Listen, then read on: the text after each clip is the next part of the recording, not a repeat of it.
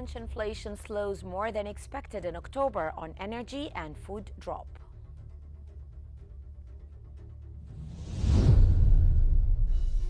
Canada's economy contracts 0.3% in August.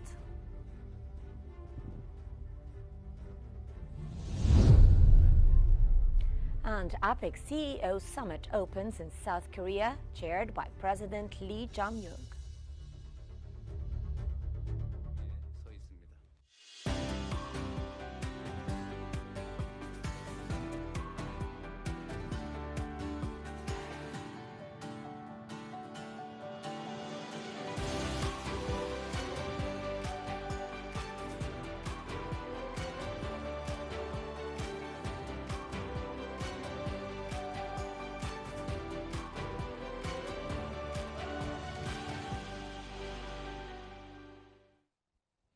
Welcome to the Economic Bulletin with me, Halal Hamalawi, and we start off with Europe, where diplomats and EU documents have revealed that EU countries remain divided over a proposed 90% emissions cut by 2040, just days before ministers are set to finalize the target. Talks in Brussels failed to close the gaps, with Italy and Poland opposing the target as too restrictive, while Spain and Sweden call for greater ambition. Disagreements persist over the use of foreign carbon credits, with France suggesting up to 5% and Germany favoring 3%, alongside a French proposal for an emergency brake if EU forecasts, or rather forests, absorb less CO2 than expected. Diplomats warned that the EU is walking a knife's edge ahead of the November 4th meeting, as failing to agree could weaken its stance at the COP30.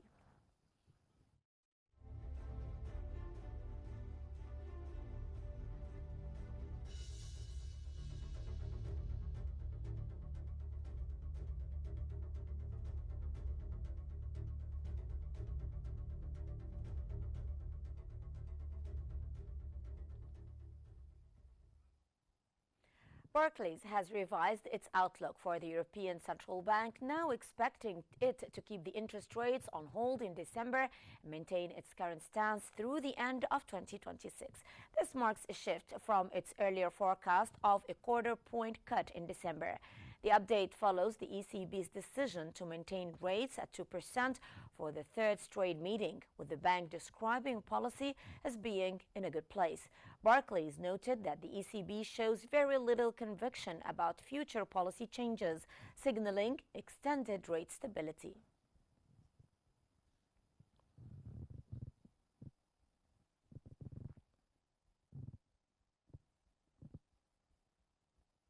Preliminary data from the INSEE Statistics Agency has reported that French inflation slowed slightly more than anticipated in October, driven by a sharper fall in energy costs and moderating food prices. The EU Harmonized Consumer Price Index rose 0.9% year-on-year, down from 1.1% in September. The National Consumer Price Index also went down to 1% from 1.2% the previous month. On a monthly basis, consumer prices edged up 0.1% in October, a modest rebound after a 1% drop in September, largely due to higher service costs.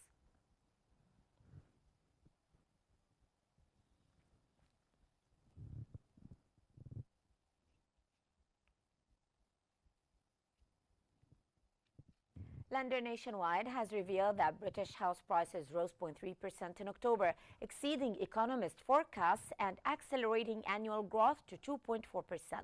The unexpected increase signals market resilience ahead of Finance Minister Rachel Reeves's upcoming budget, which is expected to include tax hikes.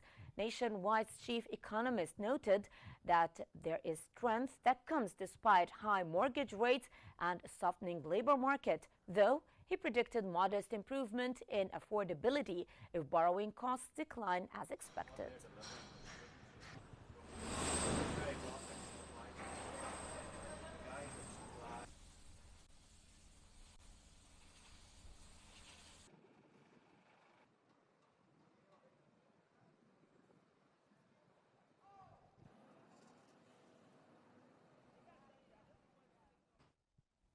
Still in Europe, the state-run statistics Poland GUS has reported that Poland's annual inflation rate slowed to 2.8% in October. The figure came in 0.1 percentage point below economist expectations.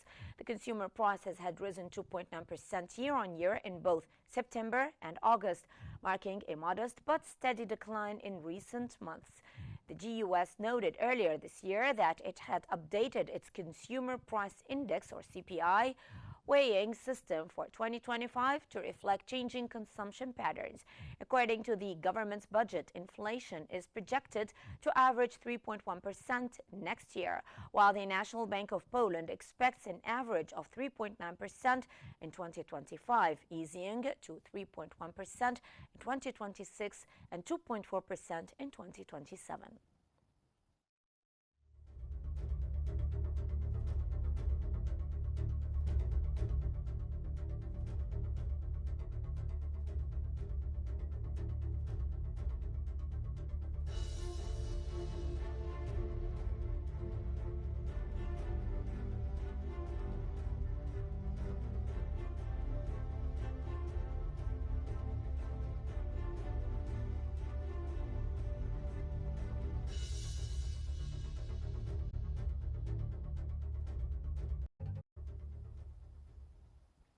In North America, Statistics Canada has reported that Canada's economy contracted 0.3% in August, missing expectations of zero growth and marking the fourth decline in 5 months. The downturn was driven by weakness in manufacturing, mining, and energy sectors. However, an advanced estimate suggests 0.1% growth in September, which would result in 0.4% annualized growth for the third quarter, potentially helping Canada avoid a technical recession, despite falling short of the Bank of Canada's forecasts.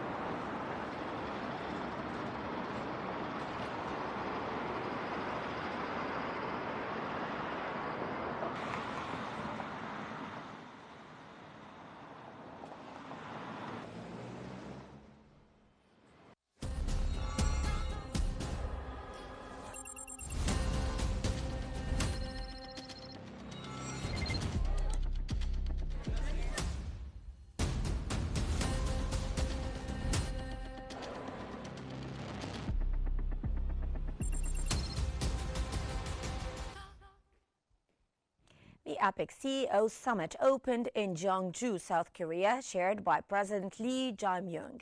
This two-day event, the first in South Korea in 20 years, gathers heads of state from across the Asia-Pacific region.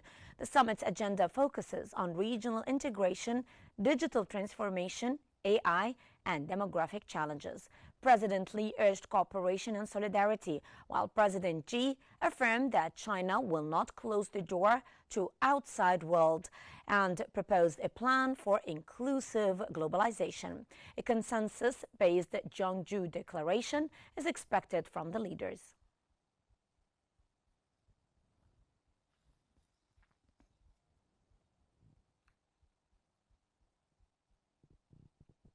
At the APEC CEO Summit in Jeonju, Chinese President Xi Jinping said that China provides a vast platform of innovation for global businesses and remains committed to openness, cooperation, and sustainable growth.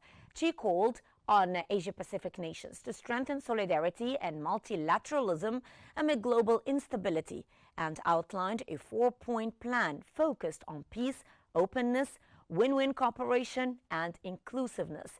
He highlighted China's 5.5% average annual growth during its current 5-year plan and its full opening of the manufacturing sector to foreign investment.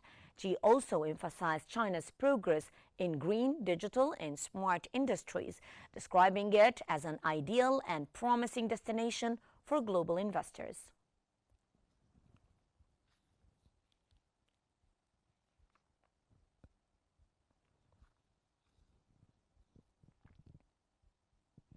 Chinese President Xi Jinping and Canadian Prime Minister Mark Carney agreed on Friday to restore bilateral ties during talks on the sidelines of the APEC summit. Xi said that China is ready to work with Canada to return relations to a healthy and stable path, noting that progress in rebuilding trust is underway. Carney affirmed his government's commitment to reviving cooperation in trade, energy and climate change and to promoting free trade and multilateralism. Both leaders agreed to resume exchanges and address trade issues, aiming to strengthen their strategic partnership.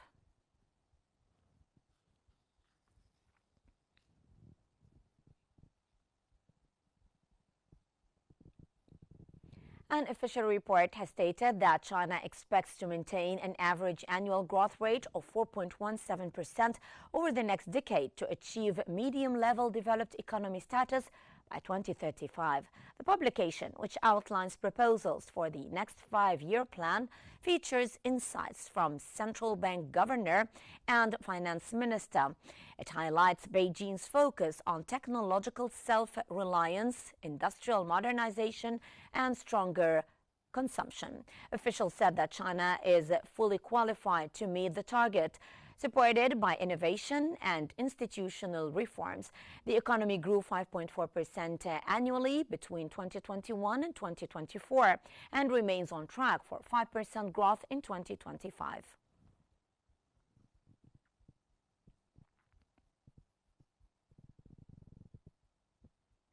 The central bank has reported that Thailand's economy saw a monthly improvement in September, driven by a rebound in manufacturing, a 19.2% surge in exports, and higher tourism revenue. However, the overall performance for the third quarter softened due to temporary production halts and weaker domestic demand. The central bank maintained its key interest rate at 1.50%, despite earlier signaling a potential cut to stimulate growth. While the Finance Ministry recently raised its 2025 growth forecast, the economy continues to face headwinds from U.S. tariffs, high household debt, and strong baht, prompting ongoing government stimulus measures.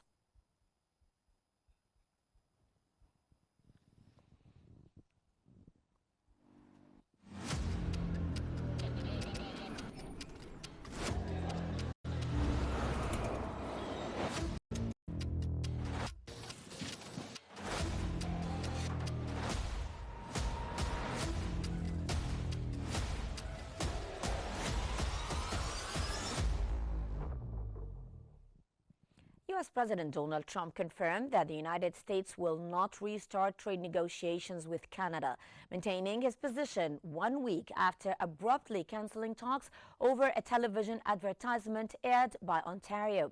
Separately, in a notable shift towards Beijing, Trump said that he wants to cancel the additional 10% tariff on China, signaling a potential thaw in trade relations with the world's second-largest economy, even as ties with Canada remain strained.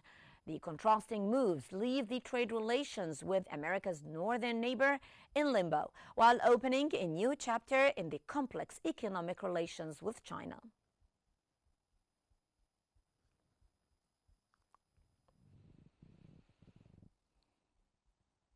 Meanwhile, President Donald Trump stated that money is pouring into the country because of tariffs following a trip to Asia where he touted great trade deals. However, he returned to focus on the U.S. government shutdown, which he blamed on Democrats. In his statement on Truth Social, Trump accused Democrats of wanting to take trillions of dollars from the healthcare system, a move that he claimed would hurt American citizens. To end the budget statement or other stalemate, he called on Republicans to use the nuclear option, eliminating the Senate filibuster to pass a budget and break the impasse.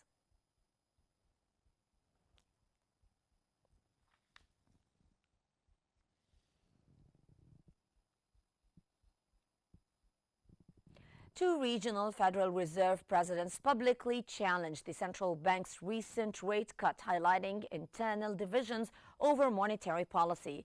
Dallas Fed President Lori Logan stated that she did not see a need to cut rates this week, while Kansas City Fed President Jeffrey Schmidt argued that the reduction was unnecessary given elevated inflation and a resilient labor market. The remarks reinforced Chair Jerome Powell's warning that a December cut is not a foregone conclusion, creating uncertainty about the Fed's next move. The dissent underscores the balancing act facing policymakers as they weigh inflation concerns against economic risks.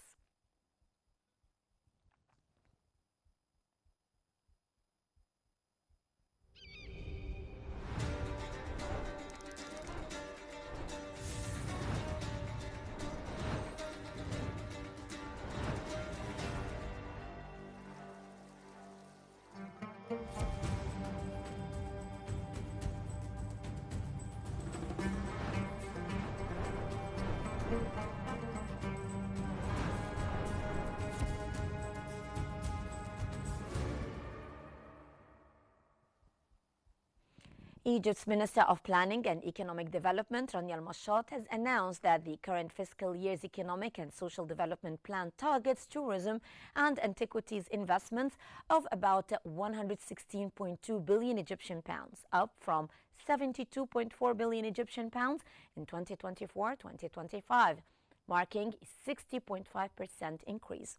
The private sector investments account for nearly all of this total, estimated at 115.6 billion Egyptian pounds, or roughly 99.5% of the overall tourism investment. The plan also aims to attract around 19 million tourists by June next year and increase total tourist nights to approximately 193 million.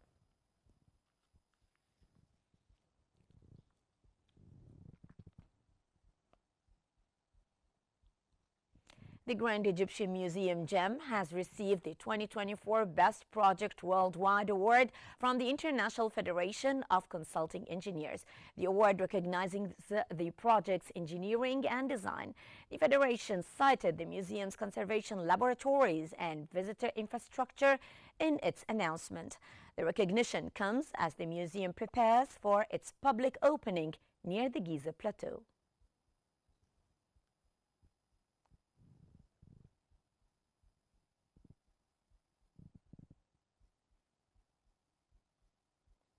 The spotlight is on Cairo ahead of the Grand Egyptian Museum's opening, a milestone expected to stimulate growth across Egypt's tourism, hospitality, and cultural investment sectors. Have you tried the viral AI feature that places your photo inside the Grand Egyptian Museum? Well, even if you haven't, you've surely seen the wave of posts flooding social media. Everyone seems to be at the GEM these days. Now, that virtual buzz has moved into the real world. Cairo is full, literally. Hotels across downtown have hit 100% occupancy. No rooms left. And the reason isn't a football match or an international summit. It's the long-awaited opening of the Grand Egyptian Museum, the world's largest museum dedicated to a single civilization. Tour operators say demand has exploded, exceeding Cairo's hotel capacity. Agencies have already booked extra rooms in Sheikh Zayed, 6th of October, even renting serviced apartments to host foreign and Arab delegations. Tourism in Cairo is now at its highest level since 2010, and the GEM has become the new must-see in travel packages from Europe, Asia, and the Gulf. Hotel prices near the pyramids have jumped 20% year-on-year, and some 4- and 5-star hotels are fully booked until mid-November. Investors are calling it a turning point.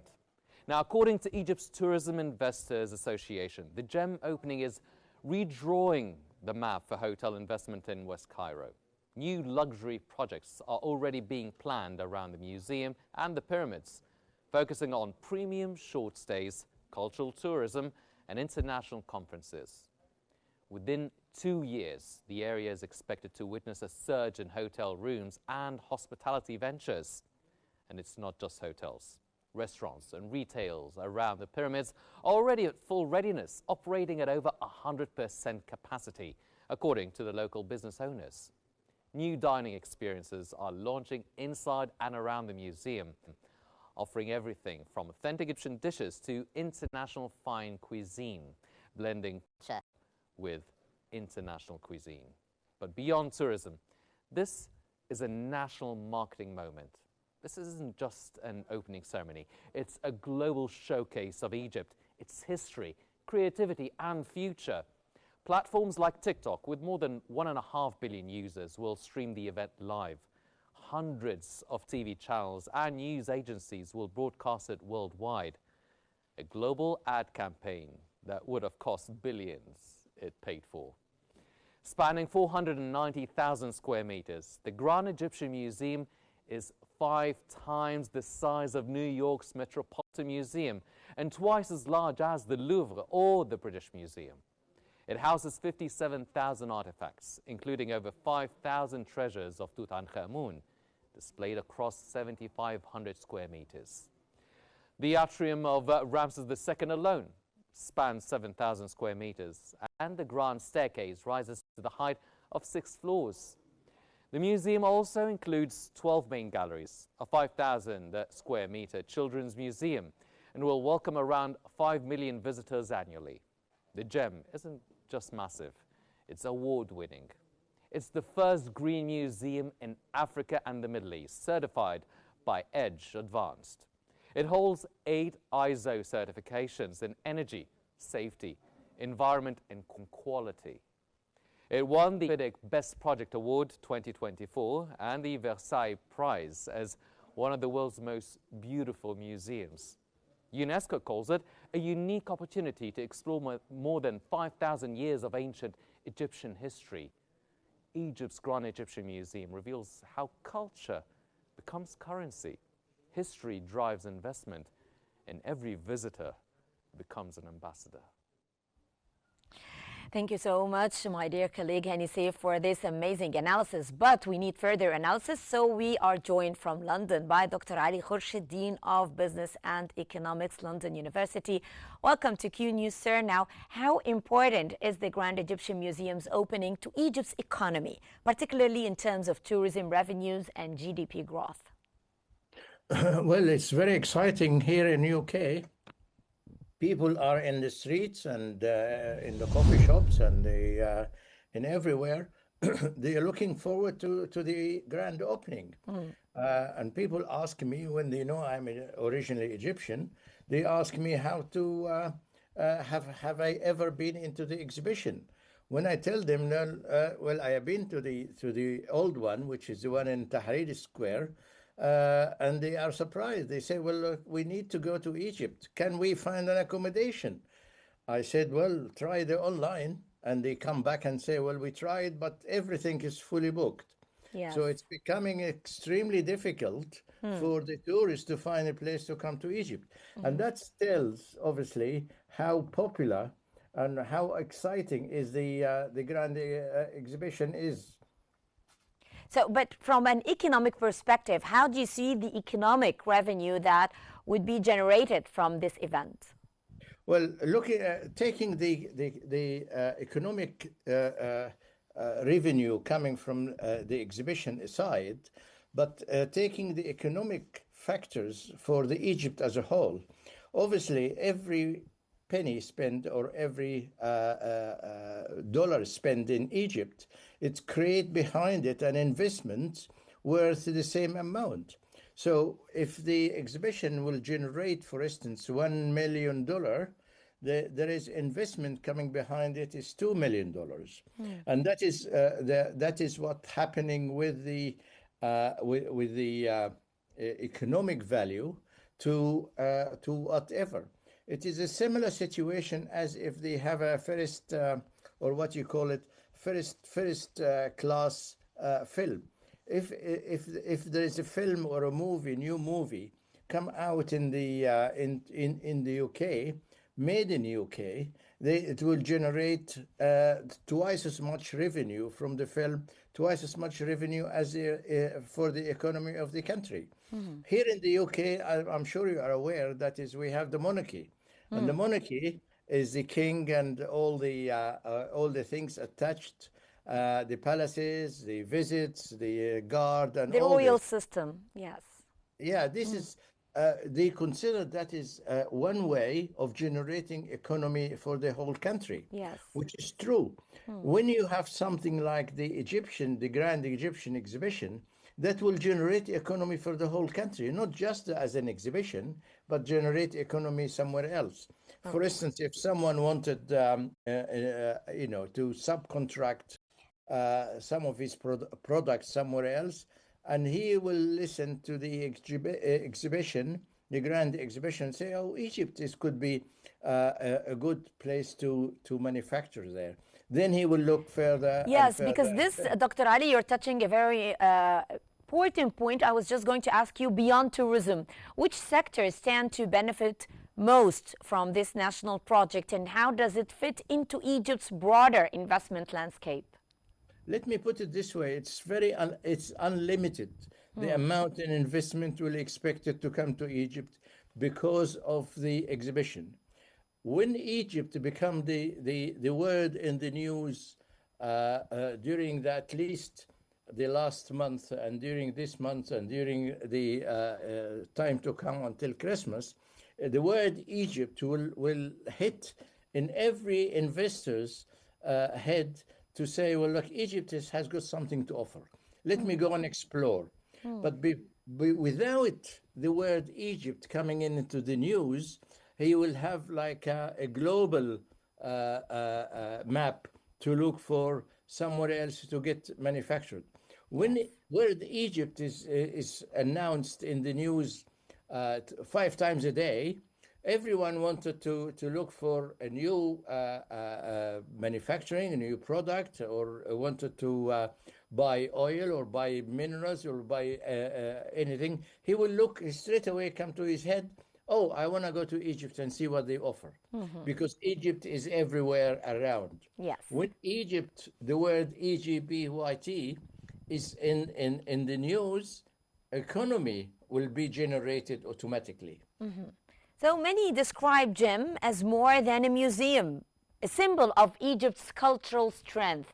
How does this translate into economic or diplomatic advantage?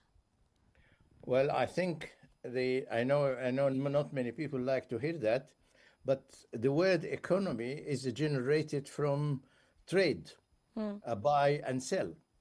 And when you look at the history of Egypt, 7,000 years ago, they were trading. So when they look at the ancient Egyptian, they will say, well, how they did that? It's done through trading. And when it's where trading comes in, then the economy comes in.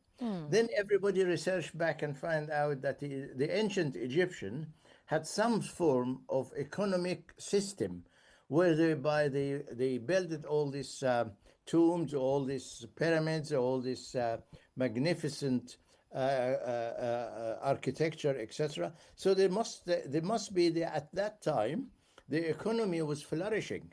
Therefore, they will associate the economy with the advantage of how the ancient Egyptian has achieved. We have, a bit of time in between where the Egyptian, have a little bit of sleeping, but now they're waking up again. And now the word Egypt, everywhere you go, it's announced, it's pronounced, and even praised, not by only Egyptian, but praised by everybody else. True. So become the word Egypt, and the economy and the flourishing and history become in the news. Yes. So the project has been years in the making. We've all been waiting for it. What kind of job creation and infrastructure development has it already generated? Yes, let me give you a simple example. If you remember, there is Harrods in London. It's a big department stores, used to be owned by Egyptian fellow. And he had in the Harrods had a section of Egyptian architectures and Egyptian Artifacts. monuments. Now, when you walk around Harrods or you go around now Harrods, you found that this particular section is very, very crowded, and people wanted to get in just to see something related to Egypt. Although he sold the department stores many years back, and the only the Egyptian section is something very, very small. I mean, you can fit it in your bedroom, but people become like very crowded to go and touch something and see something from Egypt.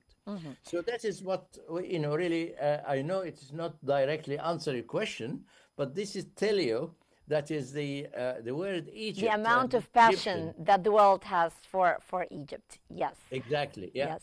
Finally, what does the completion of such a mega project signal to international investors about Egypt's economic stability and development prospects? Yes, it will obviously will be a big factor there, and that will not be a setback. What we Egyptians like to do, or what we should do, is use the event to produce not just the economic value, but also to produce the security value of any investors come to Egypt. Because, as you know, any investors think of two things. Are the investment going to give him a return? Yes. In Egypt, yes. Is it safe? And that is what's most important issue. Are the rules and the law there in his advantage or disadvantage? If it's in his advantage, then obviously he will go with full heart. Yes. And they count out on obviously previous experience, and luckily enough, Egypt does not have a bad record from investors. Yes. They usually have a good record. When they have a bad record, that means some of the investment took a little longer to have a good return rather than short return. But that does not mean doesn't mean bad. When it takes longer, it means more stable.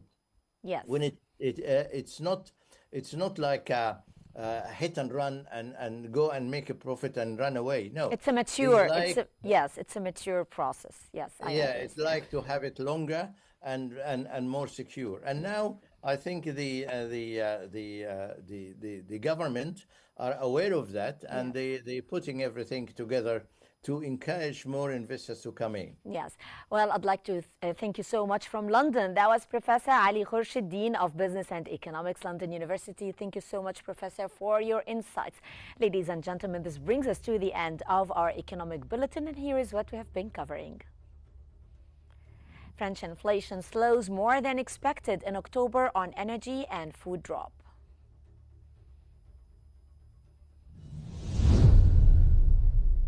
Canada's economy contracts 0.3% in August.